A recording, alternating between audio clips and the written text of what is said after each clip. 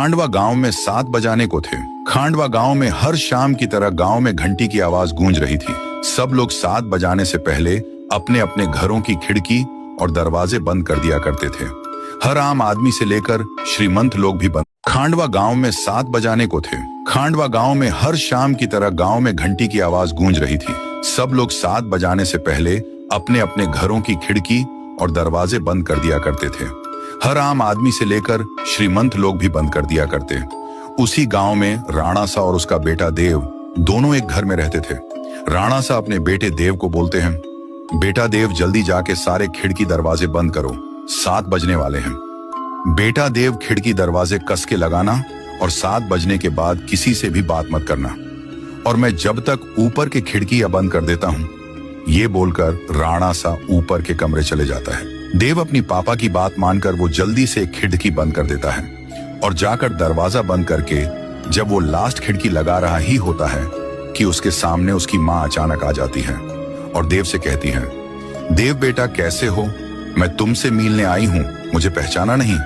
मैं तुम्हारी माँ हूँ बेटा। उतने में देव हिचकिचाते हुए कहा, मम्मी तुम यहाँ कैसे?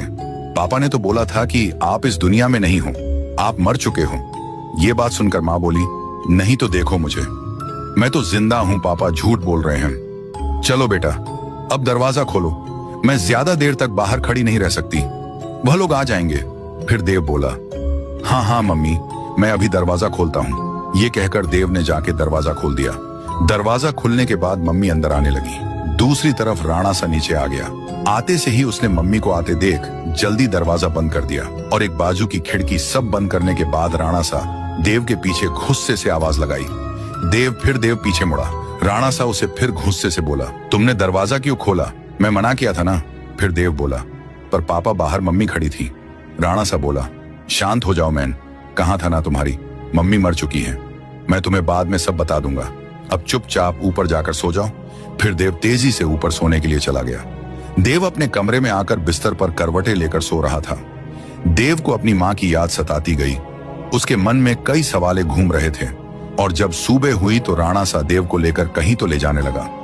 वो देव को लेकर गांव के रास्ते पर लेके आया और देव को बोला, देखो बेटा ये वही रास्ता है जहां पर तुम्हारी मम्मी मरी थी।